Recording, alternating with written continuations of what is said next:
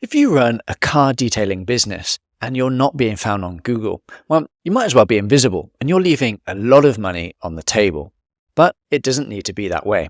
In today's video, I'm going to show you the exact strategy that we use for car detailing businesses. So let's dive straight into the video. Today, I'm going to show you our 6-step process that you can use in order to get your website ranking at the top of Google. I'm going to clearly lay out all of the steps that you need to take so that you can implement these strategies for yourself. If at any point you would like some help with it, or if you would like us to do it all for you, then please do get in touch. There's a link in the description below. If you're watching this video, I'm going to assume that you know what SEO is, the process of getting your website to the top of Google. There's one reason that I love SEO, and that is because in my experience, it tends to drive the best customers.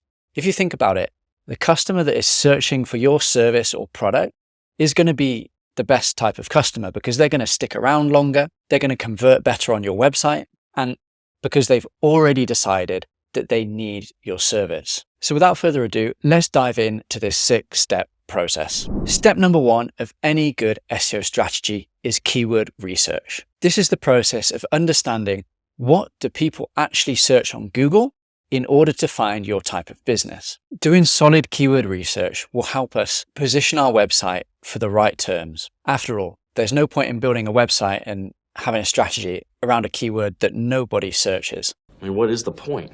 The easiest way to do keyword research is using a tool called Ahrefs. They have lots of data around what people are searching in Google. The way to go about it that I recommend is go to the Keywords Explorer, type in the term for your industry, and then click search. Then once that's loaded, head over to matching terms. This will then give you a really large list of all of the keywords that contain your service or product. Go down here and select all of the keywords that match your service. Eventually, you'll have a big list of lots of keywords that are very relevant to you. So you want to put those in a spreadsheet, with one column being the keyword and another column being the search volume. And that will give you a good idea of all the different keyword options that you have that you can optimize your website. Now, save that and we'll come back to that a bit later in one of the other sections of the video. Step number 2 is competitor research. Wouldn't you love to know all of the numbers behind your competitors? Well, with SEO, you can actually do that. You see, there are certain tools that we can use, such as Ahrefs, that show us all of the SEO metrics that our competitors have, such as how much traffic they're getting, their backlinks, all of their strategy. So we can really use that to our advantage and it will help inform our own strategy. The way that we can do our competitor research is we can go back to Ahrefs or another similar tool and we can type in the URL of our competitor. I'm just going to pick a random business here just to demonstrate. So we go to Site Explorer, we type in the URL, and then that will give us all of the metrics of this business. So here we are, we can see all of the different metrics. Now, a lot of this might be confusing for you, but I'm going to run through it one by one. So first of all, we can look at the traffic that we're getting. So this business is getting about 30,000 organic visitors per month to their website. So if this was a top competitor of yours in the niche and, maybe they're number 1 for a lot of the terms that you're going after, then you'll know the type of opportunity that you have by implementing SEO. You can even work backwards to try and work out, okay, how much revenue are they getting from this SEO? So if they've got 30,000 traffic, you could assume a conversion rate, depending on the type of business, maybe somewhere between 2 to 15%. And then you can work backwards on how many of those leads convert and the average order value based on everything that you know from your business and your website. Now, what we want to look at next is we want to go to the organic keywords. Here we can see all of the keywords that they are ranking for, and we can use that to our advantage. So we can add any keywords that we've missed in step 1, our keyword research, and add those additional keywords into that document. Once we've done that, I'd recommend going to top pages. And for now, what I'd like you to do is just note down how many pages they have and also take a quick look at all the different types of pages that they have. Do they have service landing pages? Do they have blog pages? And just get a rough idea of what exactly they have on their website. This will give us an idea of how many pages that we might need to create on our site as well. And note this down, you'll understand how many backlinks that you'll need to be building. So for example, this business, they have about 453 backlinks.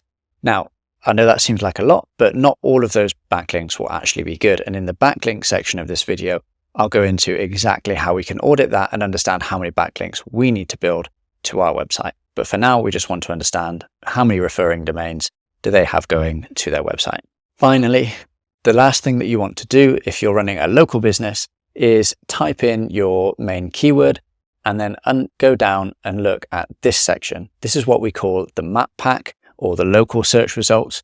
And you can see here that there are 3 businesses here, and they all have different reviews, a review score, and a number of reviews. We want to note that down because that's going to inform the targets that we have for the amount of reviews that we need to get. So once we have all of that information, note it down in your spreadsheet and repeat that for all of your main businesses that you have in your niche. Now that you've done your keyword research and your competitor research, you're ready to start working on your website. That's step 3, on-page SEO. Now, please don't get scared if the on-site side of things sounds a bit technical. I'm going to break it down and make it as easy as possible for you. Alternatively, if you're already working with a web development agency or freelancer, you can use what I'm saying and give the instructions over to them. We want to go back and visit our keyword research. Now, for our key services or areas or products, we will want to create dedicated landing pages for these keywords. Now, what a dedicated landing page looks like is usually something fairly similar to your homepage, but all of the content and the keywords on that page are really focused around that core keyword to do with your service. So what do you want to do? Well, the best practices are that you should put your main keyword on these pages, and they should go in these locations.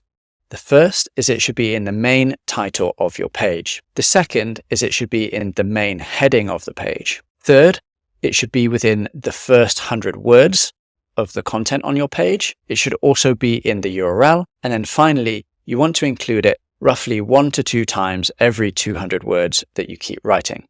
However, there is a caveat there. You don't want to just force your keyword into the writing.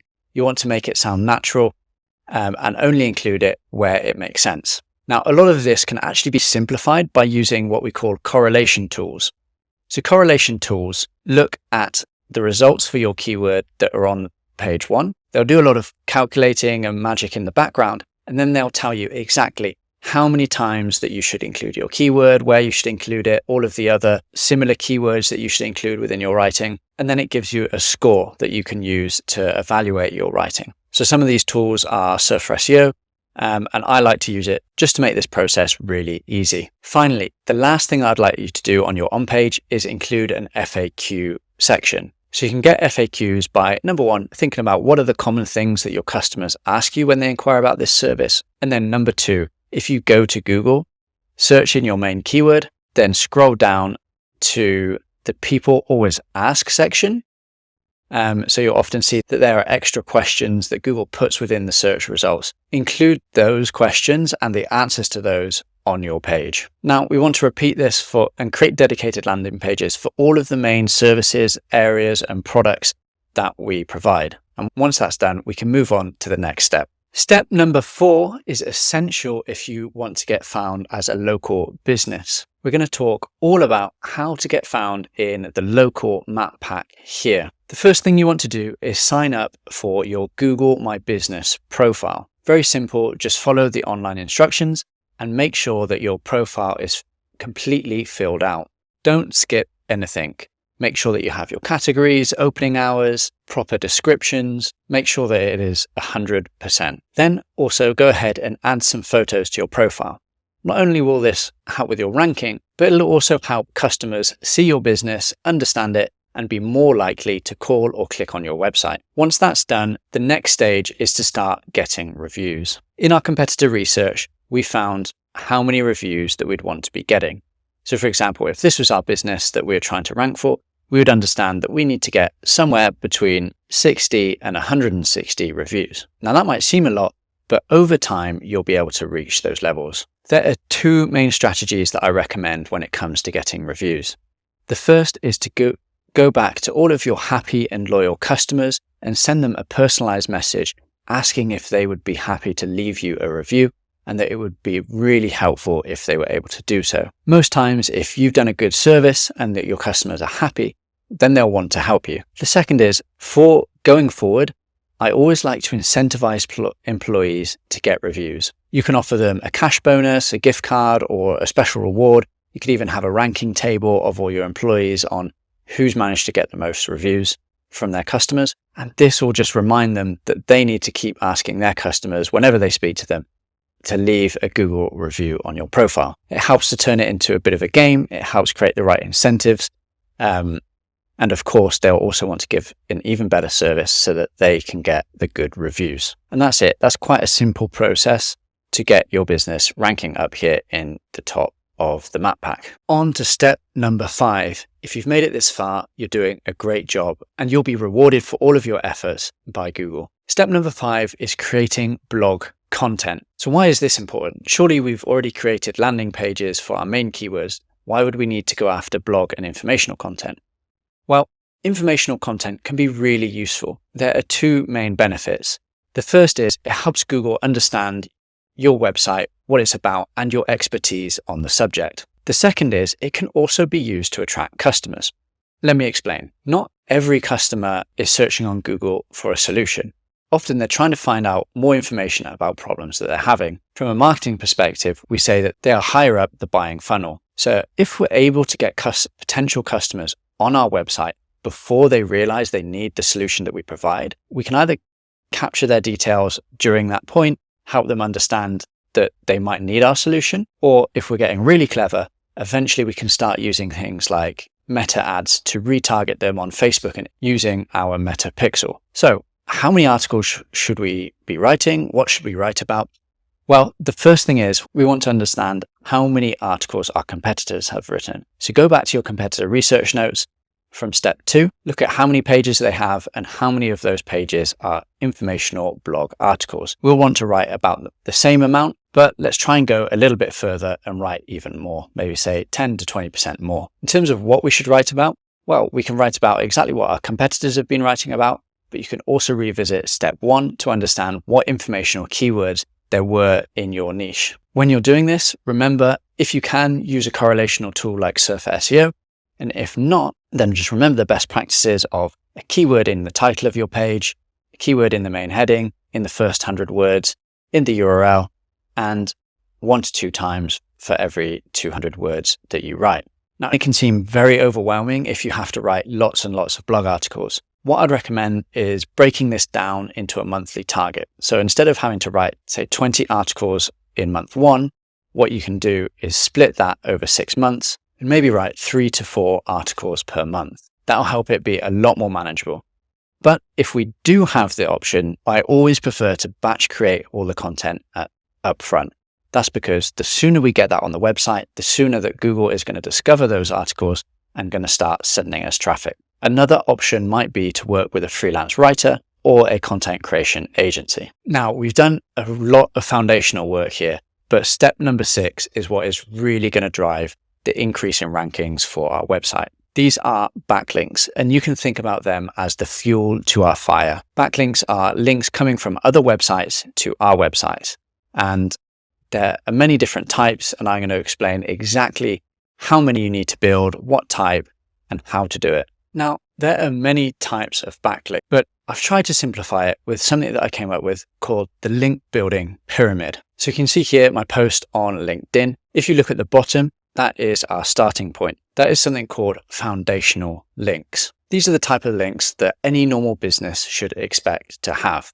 They are links from our social profiles. So you want to go ahead and set up all of the different social profiles, Facebook, Instagram, LinkedIn, also some of the less known ones, maybe Reddit, Pinterest, and make sure that all the profiles have a link back to your website. The next is directories. So even if you don't have a physical location, it's worth getting directory listings because this, again, is just another foundational link. They're very cheap, easy, and quick to build, so it's just worth doing. Once we've got those out the way, it starts to get a bit more fun. We go on to the next tier, which is relevancy. Here we build relevancy by getting posts on other people's websites that include a link back to ours. These are called guest posts. And in most cases, we'll have to pay the website owner to post that on their website with a link back to us. You can expect to pay anywhere between $100 and $400 per post, on the quality of the link and the website that it's linking from.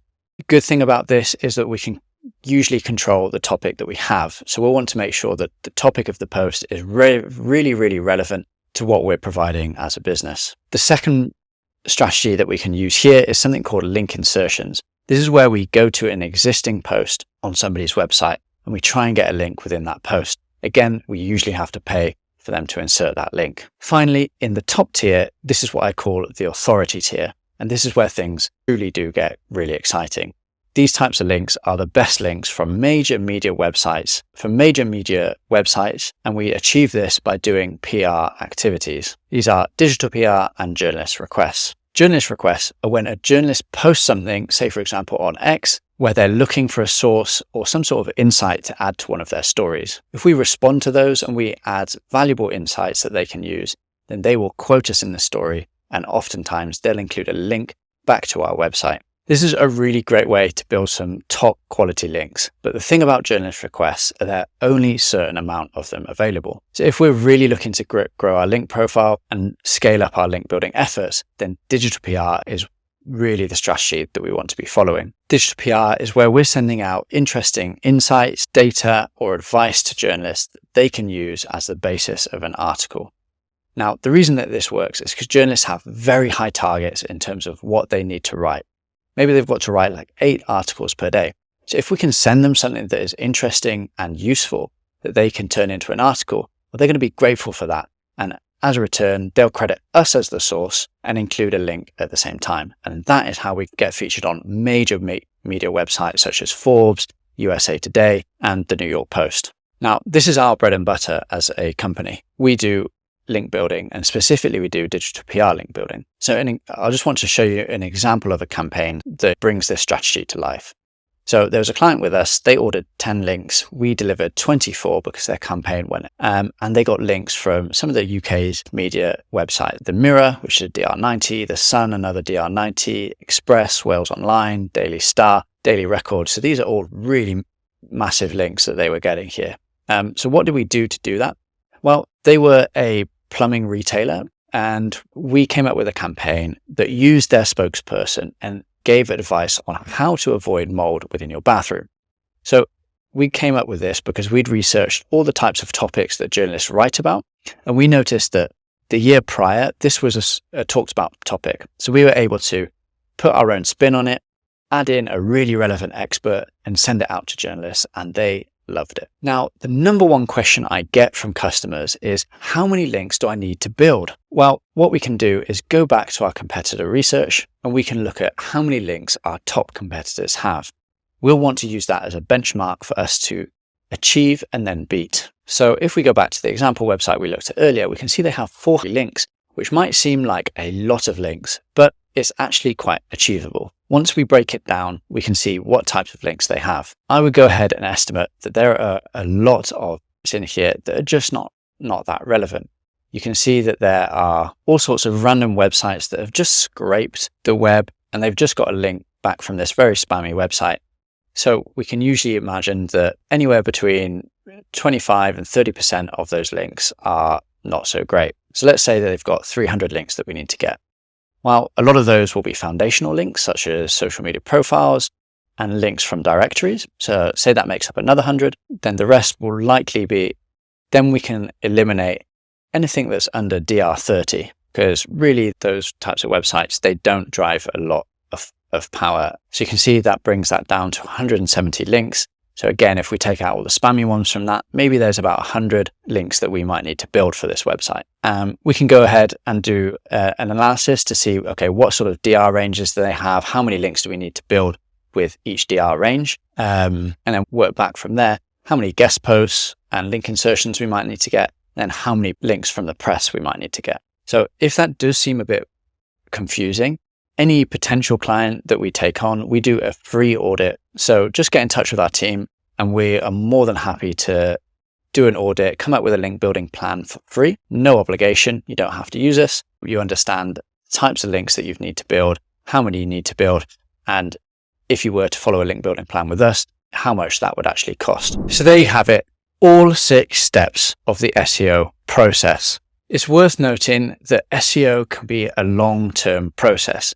Don't expect to see results in the first few days. If you think about it, it's going to take a while to do all of that work that we've just gone through, to create the pages, build the backlinks, and then once we've created it, we actually need to wait for Google to crawl and discover all of that content and backlinks. And then after that, there's still going to be a delay for the rankings to take effect. So it's going to take several months of hard work and then several months of waiting to start seeing our results. But the wait, I promise you, is worth it, because if you can be consistent with your effort, you'll end up getting consistent results and consistent leads and sales coming through your website. One final parting bit of advice would be to come up with a plan of action.